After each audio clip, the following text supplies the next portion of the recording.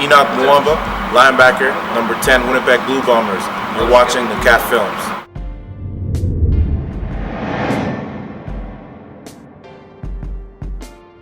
Okay, welcome. This is the actually first podcast of 2014 season for NCAFA and Ottawa football. Joined like last year, Tyler McLaren.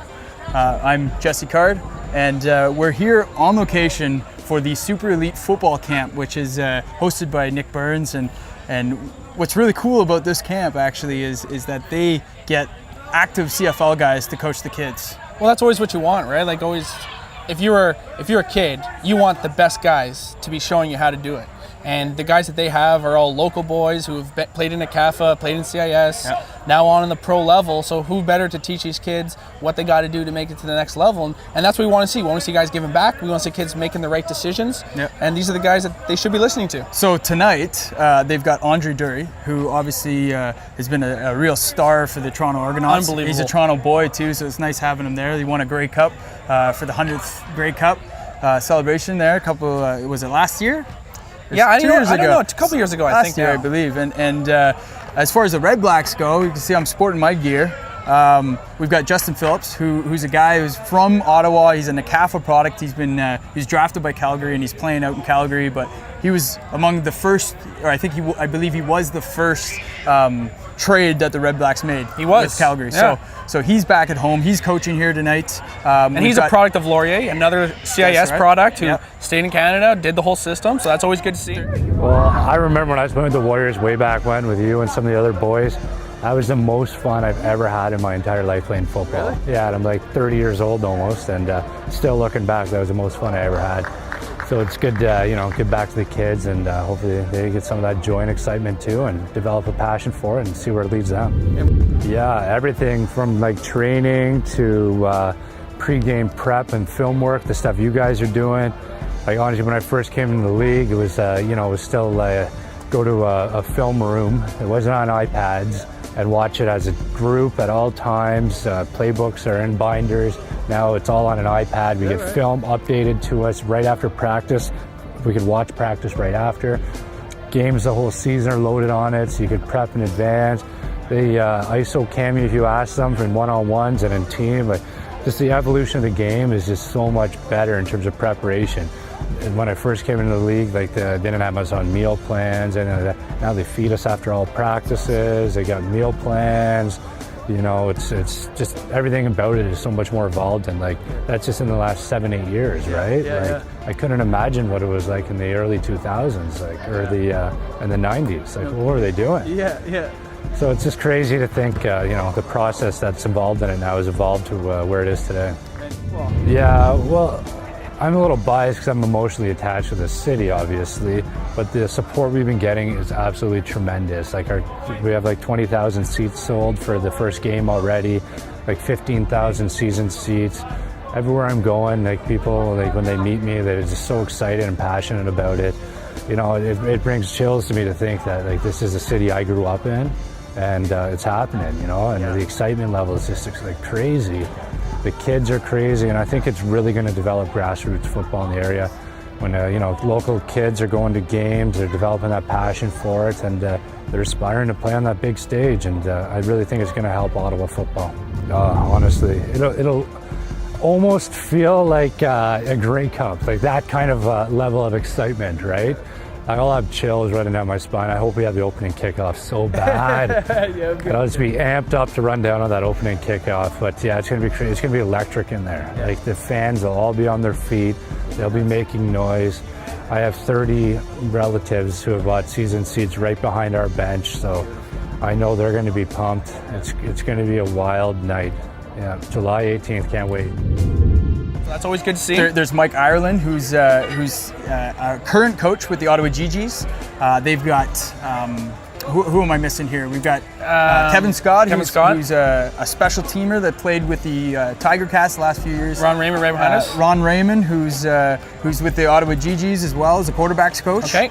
So loads of experience here, and it's really neat to see these kids be able to learn from these guys. And it's great to see. We see them in the background right now. Everyone's working their hard, busting their butts. You know, they got great drills set up. A lot of cool tools that I don't recognize. So it's great to see that these kids are getting the professional tools in order to make their craft a little better. That's right, and we want to get Nick Burns on here in a couple minutes to give you a segment. He'll be able to tell you and speak about the camp a little bit more, but I know that they're currently trying to get that camp out to more kids in more districts. I believe they've gone out east, so we'll let him talk to you about that a little bit more. What we want to talk about is a new product that we're designing.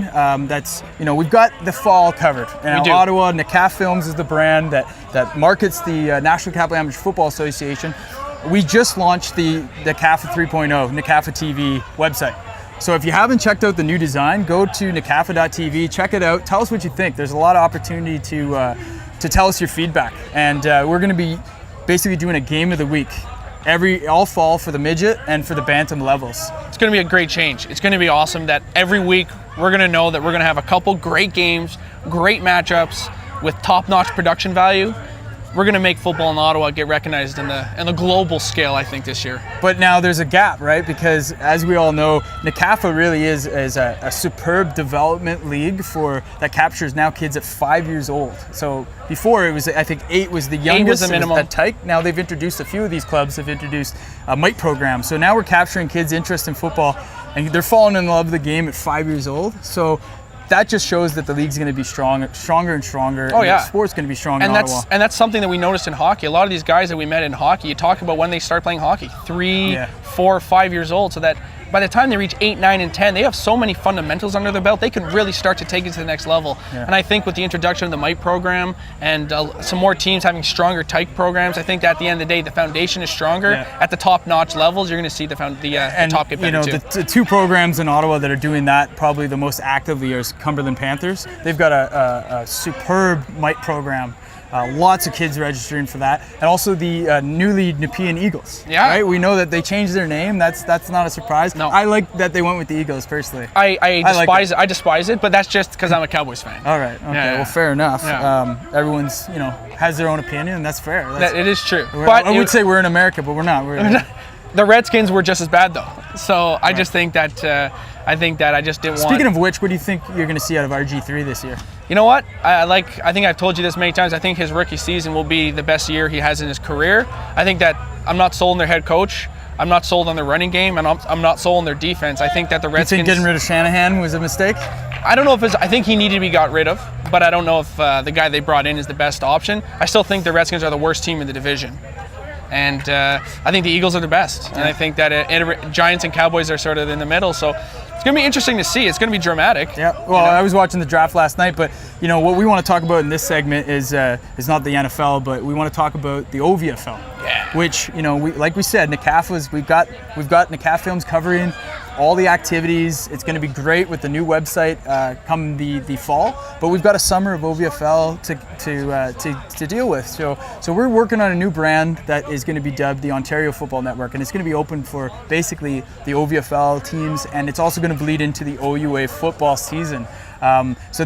Watch for that. We're going to have an offering for teams in Ottawa to get on board with that. But we want to talk about the OVFL, and we know that last year was a big one. We had 3 Ottawa teams with the Myers Riders representing all 3 championship games. They came away with 2 championships out of the 3. Yep. But what do you think you're going to see out of the 2 powerhouse programs coming out of Ottawa, which is the Cumberland Panthers and Myers Riders? Well, Myers is always going to be Myers. They're going to be a top-notch team. They're going to be there every week, and they're going to have some of the most talent out of any team in the OVFL. That's who they are, and they're never going to change from that. So I expect Myers at all 3 divisions to be competing for the title. Yeah. We do know, I think last year, the varsity program at Cumberland struggled a bit, but that's because they are sort of they've been new with their younger divisions, so it's going to take a few years for those guys to get really going through the system properly in order for these kids to be developed for the next level. So I think they're on the right path. I know in the junior varsity program, they lost the semifinals. If it wasn't Myers taking them out, they would have been in the championship. That's right. And that's a theme that happens year in and year out. With at the end of the season, at the end of the summer, there's the Cumberland Panthers and my Riders facing it off, and it's either in Nepean at the Sportsplex or it's at Millennium in the East End. That's right. So I don't think that's going to change. No.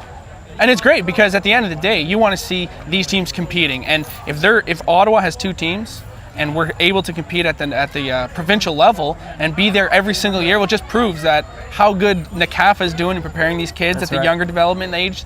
And when they go to OVFL, they have the fundamental skills, and then the coaches can take those fundamentals and take it to the next level. There's something to be said about having kind of a competitive provincial team to compete for, because the downside is some kids will get cut. Yeah. But the truth is, to have an environment where you're competing and that there is a chance that you might not make the team, that's really going to force the cream to rise to the top, and that's an environment that should be there. And we were just talking to Coach Raymond, who's the head coach of the varsity team. He was saying they have over 60 kids on their team. That's awesome. So now, not only are they going to be able to fill a full roster on game day, they're actually able to practice throughout the week and season and develop kids who are actually probably not even going to play. So they can bring in some more younger kids, develop them properly, have them practice properly, have them train properly, have them come to camps like this, and they're going to be able to become better players. And speaking of the camp, what do you think that these kids are getting, being able to learn some of the tricks of the trades from the guys that are really on the largest stage in Canada, doing it on the weekends? What does that do for a player, bringing that down to the OVFL? Well, the thing is, when you watch these kids, look at them run the drills right now, when you see how the pros do it, and when you see and listen to how the pros teach it, you're going to become better just by watching, just by listening. So the fact that they're coming here, they're able to contact one-on-one with a CFL superstar, Andre Dury, who is one of the best athletes that's ever played football in Canada. Honestly, he is an unbelievable athlete. He's telling these kids how he does it. He's showing them how he does it. They're going to be able to take that to the and CAF not and be only better. that, it's also important to build the CFL brand, which is something that they're trying to do in Canada. I think it's very important. The NFL is the NFL. I don't think the CFL will ever compete with the NFL, and it shouldn't try to do that. No. Remember the Radical Canadian campaign back in the day? Our balls are bigger was their campaign. And what they're trying to do back then, I think, was to try to win people over. The truth of the matter is there's not even enough football to go around, in my opinion. No. I watch arena games sometimes. If it's on TV, I'll watch it. So, football fans are just such a loyal and interested fan base that the CFL really just needs to build on the local level, which these camps are perfect for doing that. That's a big purpose of it too, and we didn't speak on that, but it's also to create personal connections. All these kids now meet Justin Phillips. Yeah. They're going to want to go watch him play on Saturday or Friday night. I do. At the